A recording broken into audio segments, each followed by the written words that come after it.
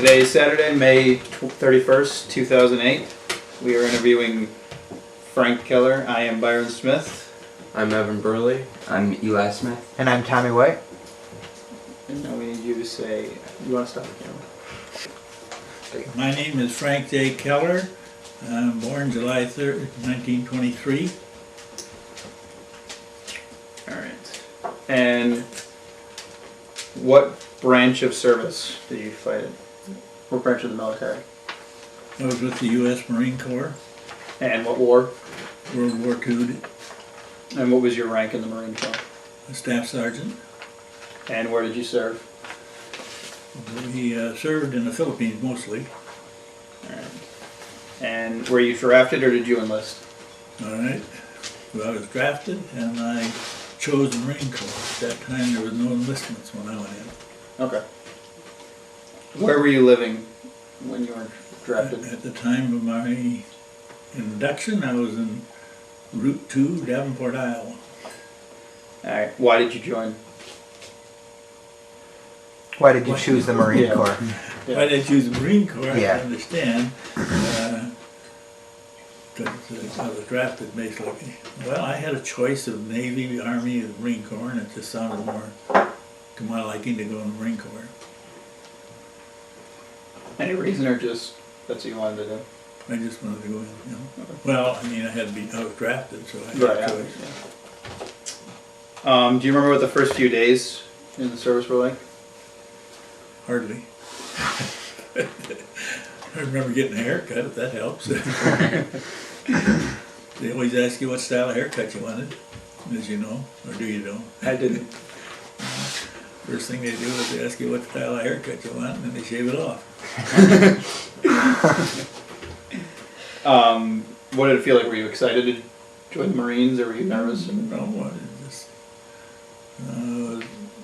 I just anticipated things, but I didn't have any idea what I was going to face. How was boot camp and training? Well, I might explain a little bit about boot camp first. The reason we went, most of the people that lived west of the Mississippi went to San Diego for boot camp. There were some few exceptions, of course. But I went to San Diego as a boot camp area. And boot camp was like anything else. I mean, you had your physical exercises you had to go through, and physical things you had to meet and things like this.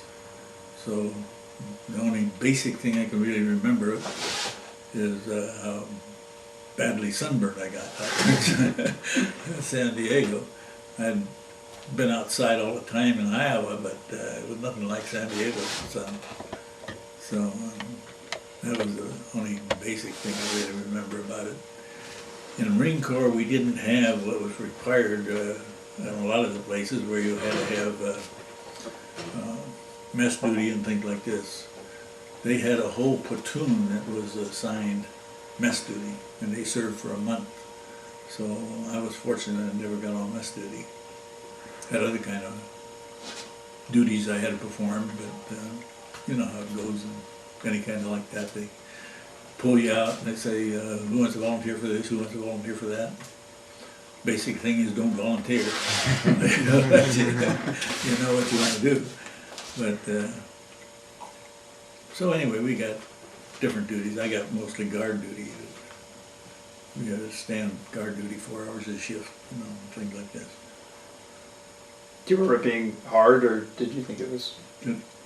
No, it wasn't that hard, really. I mean, it was strenuous, but I was in pretty good physical shape considering the way some of them come in. I mean, we had people in our platoon that age were from 17 up to 35. So it wasn't all young people that were in there. 35, I thought at that time was old. I don't think so. Do you remember any of your instructors and what they were like? Well, I don't remember any names, but I know they were very distasteful people. But that was their duty to discipline us from raw recruits to something that they could work with. So, we always had close order drill, and they always made us shuffle around, you know. So we learned to snap out of things a little bit. How'd you get through it? Did you have some sort of memento you kept with it, or? No, I kept no mem. Nothing at all as far as memory or records or anything. I didn't try to keep a diary. Okay. Didn't even think about keeping a diary in those days. It would have been nice if I had some kind of a running diary of things that went on, but I didn't. The only real thing that I can remember about some of the guard duties I stood was an airplane crash that occurred. It just occurred right outside the base. It was a big commercial airline that was overloaded and it crashed. And that was the first time I ever smelled burnt flesh. Strangest smell of anything you ever saw. It was a commercial airline? Yeah. Oh. Well, it was loaded with military people as well as equipment and stuff. But the pilot, as I remember them talking about, was a very experienced pilot. He had over 100,000 hours in the air until something happened. Just due to heavy load or something, he couldn't make it. Right. All right. So you already told us you served in World War II and in the Philippines, but where exactly? Do you remember? Well, yeah, not exactly to the city or anything, because I wouldn't know that. But in the Philippines, first of all, when I went overseas in 1944, we went from island to island, stopped here for a day, there for a week, and so on.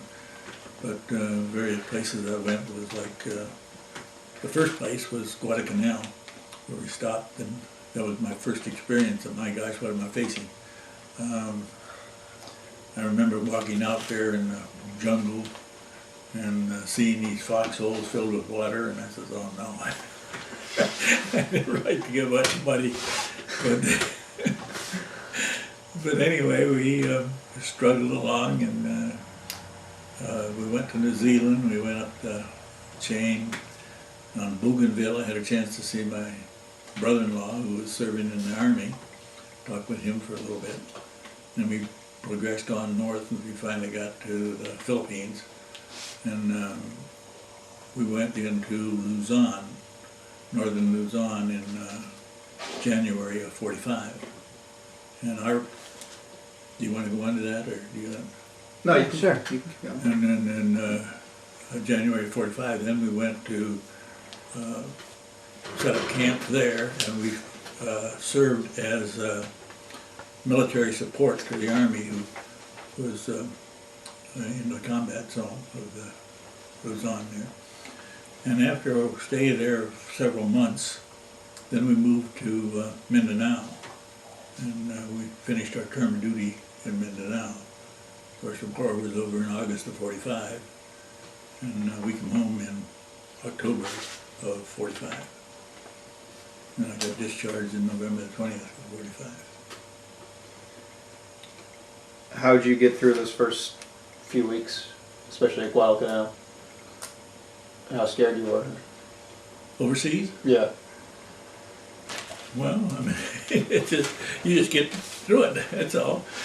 I never thought anything of it. The only thing we really had when we were in Luzon there was air raids. We went through several bombing raids and things like this, but that was all. That was the only near combat missions that I had. I was assigned radio repair and a ground troop for an aircraft on the ground. How old were you when you were enlisted? When you enlisted? I went in April of '43, so I'd have been just 19. 19. Yeah, 19. My birthday was in July, so I went in April, 19.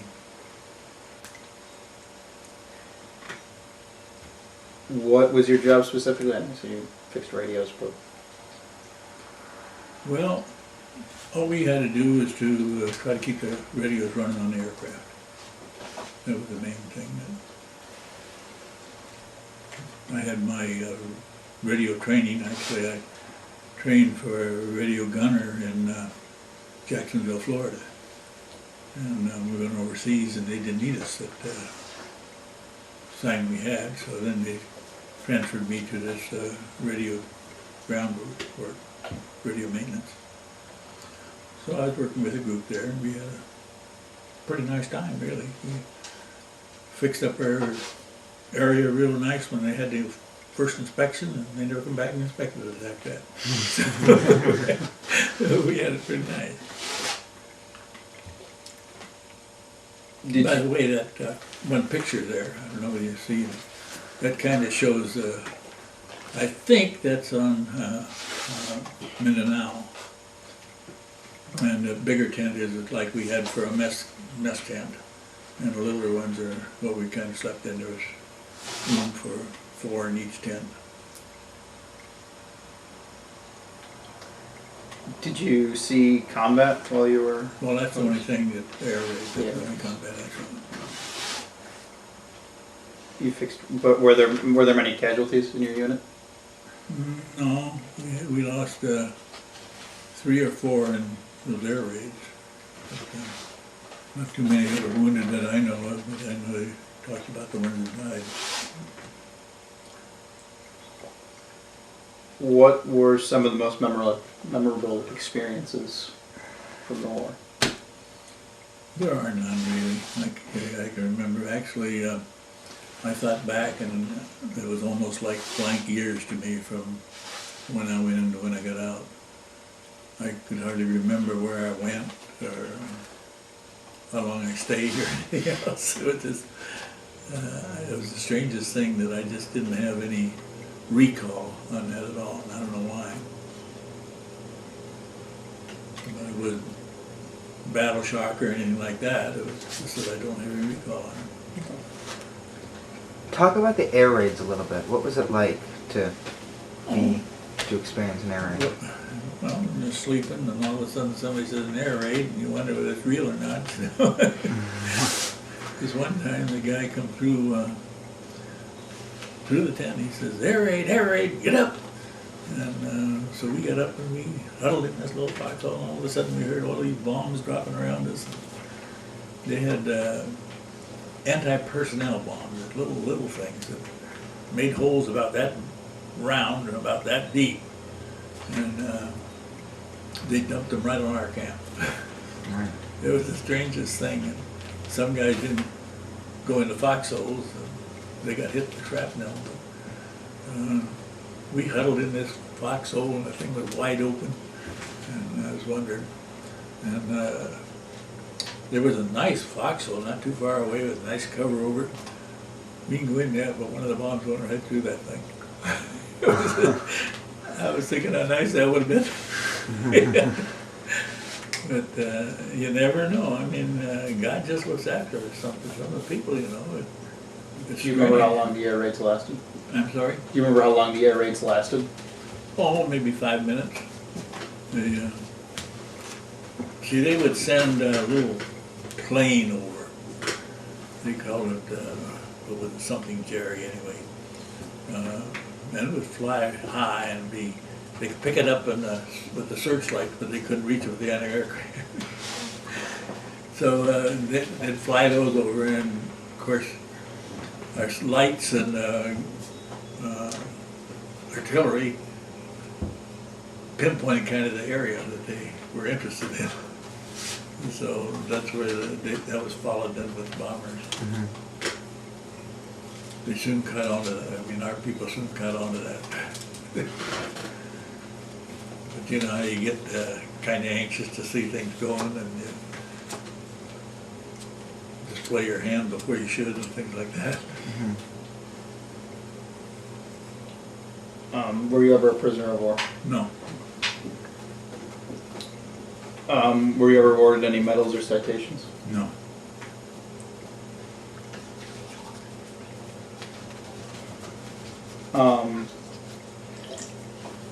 How do you feel about the atomic bomb when we dropped that on Japan? Great. Best thing that ever happened. Why? Well, it ended the war for us. I mean, Our next move was to China, and from there into Japan. And without any question, it would have been a very costly endeavor for all of us. So I think it was the best thing that ever happened as far as I'm concerned. I know you guys don't think so, but that's beside the point. Would you have been on the front line going into Japan if they hadn't Very dropped the likely, bomb? very likely. That's one of the things we talked about in class, like the justification of it and how many lives it. Really safe. Yeah. Yeah. And do you think most people, or most of you, and I don't know, people that fought in the war like you, would you say most of them agree? About I would that? think so. Oh, I don't okay. know about the ones that served in Europe, but Right. I mean, I talked to my brother about it, but he served in Europe, and he was all for it too, because their next move was to the Middle East as well, the Far East. Your brother served in Europe? Yeah, I What can did he mention do? that later when you get through with me. Okay. My brother and sister. How do you feel now that America and Japan are friends? Does it bother you at all? No, kind of bothered me a little bit to go over to Hawaii Island and see the Arizona. And I realized that Japan had practically full financial control of Hawaii at that time. That kind of troubled me. Yeah. Did you stay in touch with your family while you were overseas? Well, what we could. I mean, I wrote letters periodically, but they were censored, as you know, or do you know that they censored all letters whenever anything appeared in there that they thought shouldn't have, they'd black it out and things like that. Did you ever write stuff that had to be censored? I suppose. I never saw any of my letters, but Mom kept them all, I guess, but I never really saw them again. Did it bother you that they censored what you wrote? No, not really. I figured that they knew what they were doing. Right. I never questioned authority when they told me to do something, I did it. What was the food like while you were overseas? I thought it was nice. I thought it was really reasonably good, considering the circumstances. We saw the tent like we ate in and things like that, and they had problems, I'm sure, trying to put things together. And What was the average meal like? Do you remember? yeah, we had, I mean, we had a lot of the GI rations, of course, but occasionally we had regular meat, potatoes, and things like that. Not like Mom cooked or things like that, but it was satisfying meal as far as I was concerned. Did your camp ever run out of supplies, or were you well stocked? We were pretty well stocked. I remember this friend of mine, we used to go over to the army camps and bum things from them, just for the heck of it. We didn't need it, but we did it anyway. And, so, I don't know. It was his idea, so. Did you ever feel pressure or stress or any other emotions while you were? No. Did you do anything or have anything that was for good luck? No. How did you guys entertain yourselves while you were over there? Well, they had little shows they put on, you know, and of course they had the USO shows come over there, Bob Hope and those people. Did you see the USO shows? Yeah, we got to see those. Was that cool? Was that? Well, it was a nice show. Yeah. I mean, considering out there in the wilderness, you might say, Right. get to see entertainment like that. Did you ever think that people back home had forgotten about you guys? No, they didn't in those days. No way. But we knew that the people back here were 100% behind us. That's different than what it is today. Were you ever on leave while you were? Yeah, I never knew it was leave, but yes, we had a chance to go from when we were still stationed in Luzon. We went to Manila for a day or so. I don't even remember how we spent the night if we went down there. But What'd you do while you were there? Just walked around. Wasn't much to do. It was pretty well not torn up. I mean, they didn't bomb it, to my knowledge. But things were lacking. I mean, supplies and things like that.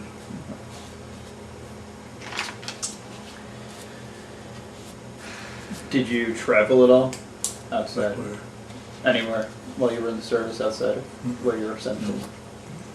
No. Do you recall any particularly humorous or unusual events while you were in the service? Well, the only thing that was unusual was when I was in training, that we were out on our regular radio gunner mission, and one of the pilots lost his control of the plane in the ocean, and our pilot on the plane we were on went and searched for him, and against regulations and authority and everything else, he led that plane in the ocean. We were on what they call PBYs. I don't know if you know what those are like. They're what they call flying boats or flying boxcars. They'd land, they could land on water, or they had landing gear, but we had to put landing gear on.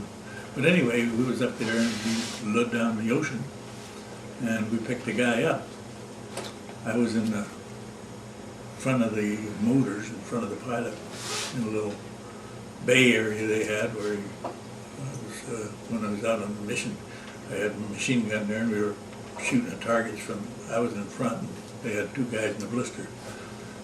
But, so I was in the front when he lit this thing on the ocean, and I was jumping up and down like that, and I got seasick, of course. He was going to take the pilot in through the hatch that I was at, so I had the hatch open, and then the water come in. He said, "Close the hatch, we're taking in too much water." So I closed that, and we took the guy in through the blister, and the only thing I can remember then is we took off. But he was reprimanded because he lived that plane in the ocean, and that to land in the ocean, those PBYs were supposed to be specially reinforced, otherwise they wouldn't stand the shock of the waves and so on. And but he made out all right. Were the men on your plane disciplined for? No, just the pilot. Okay. Pilot made the decision. He got bumped from lieutenant down to ensign or something. But that was all only because he disobeyed orders. Describe an average day, just Oh my God. overseas. Overseas? Yeah. And at home. Well, we always had to get up and do our military exercises, and What time did you get up? I think it was right at 5:30 or 6. And had to paddle through and had our breakfasts and things like that. But then we had certain details we had to work on. In my case, it was in radio maintenance. So there wasn't anything special about Mhm. that we had to. Did you have a lot of free time at night? Or? Well, yes and no. I mean, sometimes it was pretty long hours that we had to spend, of course. And, but we had time to write letters, and read books, or whatever. Did you have any kind of a rec room overseas? I can't recall that we had such a recreation room per se. I think we had a kind of a gathering place where people could have like these shows and things like that. But I can't remember that there was any particular recreation room that was available. How many men were in your unit servicing radios? Well, in that unit, I think we only had about 30 people. For how many planes? I have no idea. Whatever, we was attached to the 1st Marine Air Wing. And it was Marine Air Group 24. But can't remember a whole lot more about that. Was it hard to service the radios? Well, I didn't have to do the really technical work on it. And of course, that was nearly as technical as it is today, but there were specially trained people that went into that radio maintenance. So we kind of followed their direction. They'd tell us what to do, and we'd do it. Whether to take the radios out of the planes or whatever we had to do, put them back in, things like that. Were radios reliable? Beg pardon? Were the radios reliable? Yeah, quite reliable. You can depend on it. Seems to me Collins Radio was one of the ones we worked on quite a bit. We were out of Cedar Rapids, Iowa, let's find out. What did you think of the officers or the fellow soldiers you served with? I thought they were fine people, for the most part. You had good ones and you had bad ones. And I don't recall any relationship with a bad officer, really. And I guess that's because they never picked on me or something. You mentioned your brother earlier, Yeah. serving in Europe. Was it hard to keep in touch with him? Oh, yeah. We couldn't correspond directly back and forth. What did he do? He was attached to a glider unit. And he actually was wounded. He lived behind the German lines, of course, with gliders, and then he told a story that when he got wounded there, that what he got was shrapnel in the front of his body. And when the medics came, they said, you're going to have to wait for next year, you're not wounded bad enough yet. He said, heck with that noise, I'll walk out. So he followed them out. And but he got a Purple Heart for it. But he had a 10% disability, I think. And he was often worried about losing that 10% over the years. But according to what some of the others got, well, he was well deserving of that 10%. Because he had scars all over his body. And your sister? My sister was a registered nurse, and she went in the nurse corps. But she also served, well, she served in the African campaign.